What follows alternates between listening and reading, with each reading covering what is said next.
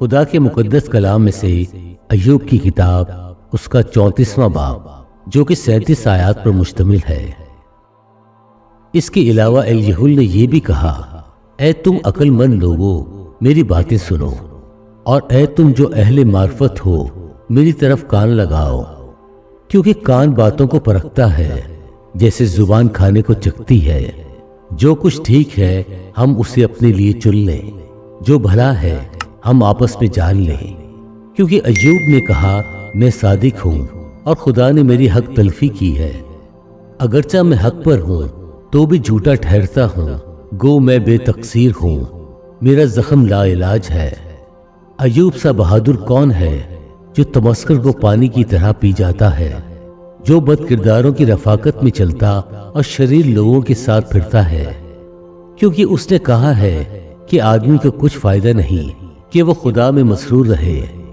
اس لیے اے اہل خرد میری سنو، یہ ہرگز ہو نہیں سکتا کہ خدا شرارت کی کام کرے اور قادر مطلق بدی کرے۔ وہ انسان کو اس کے اعمال کے مطابق جزا دے گا، اور ایسا کرے گا کہ ہر کسی کو اپنی راہوں کے مطابق بدلہ ملے گا۔ یقیناً خدا برائی نہیں کرے گا، قادر مطلق سے بے انصافی نہ ہوگی۔ کس نے اس کو زمین پر اختیار دیا یا کس نے ساری دنیا کا انتظام کیا ہے؟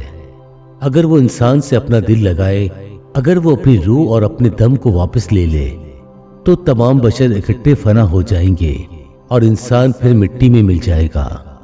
سو اگر تجھ میں سمجھ ہے تو اسے سن لے اور میری باتوں پر توجہ کر۔ کیا وہ جو حق سے عداوت رکھتا ہے حکومت کرے گا؟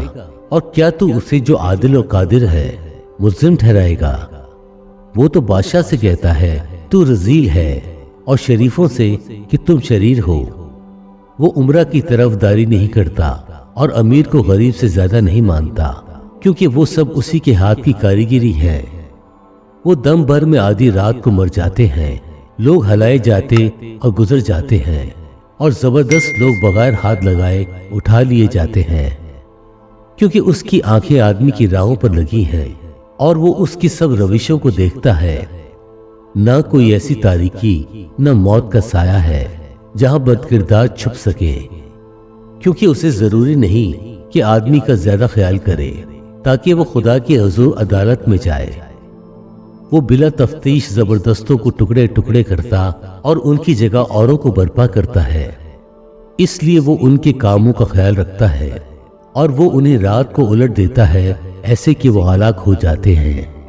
وہ اوروں کو دیکھتے ہوئے ان کو ایسا مارتا ہے جیسا شریروں کو، اس لیے کہ وہ اس کی پیروی سے پھر گئے اور اس کی کسی راہ کا خیال نہ کیا، یہاں تک کہ ان کے سبب سے غریبوں کی فریاد اس کے حضور پہنچی اور اس نے مصیبت زدوں کی فریاد سنی۔ جب وہ راحت بخشے تو کون ملزم ٹھہرا سکتا ہے؟ جب وہ منہ چھپا لے تو کون اسے دیکھ سکتا ہے؟ خواہ کوئی قوم ہو یا آدمی، دونوں کے ساتھ یکساں سلوک ہے، تاکہ بے دین آدمی سلطنت نہ کرے اور لوگوں کو پھندے میں پھنسانے کے لیے کوئی نہ ہو۔ کیونکہ کیا کسی نے خدا سے کہا ہے میں نے سزا اٹھا لی ہے، میں اب برائی نہ کروں گا؟ جو مجھے دکھائی نہیں دیتا وہ تو مجھے سکھا، اگر میں نے بدی کی ہے تو اب ایسا نہیں کروں گا۔ کیا اس کا اجر تیری مرضی پر ہو کہ تو اسے نامنظور کرتا ہے؟ کیونکہ تجھے فیصلہ کرنا ہے نہ کہ مجھے، اس لیے جو کچھ تو جانتا ہے کہہ دے۔ اہل خرد مجھ سے کہیں گے، بلکہ ہر عقل مند جو میری سنتا ہے کہے گا۔ ایوب نادانی سے بولتا ہے اور اس کی باتیں حکمت سے خالی ہیں۔ کاش کہ ایوب آخر تک آزمایا جاتا، کیونکہ وہ شریروں کی طرح جواب دیتا ہے، اس لیے کہ وہ اپنے گناہ پر بغاوت کو بڑھاتا ہے۔ وہ ہمارے درمیان تالیاں بجاتا ہے اور خدا کے خلاف بہت باتیں بناتا ہے۔ خدا کے پاک کلام پڑھے اور سنے جانے پر خداوند کی برکت ہو، آمین۔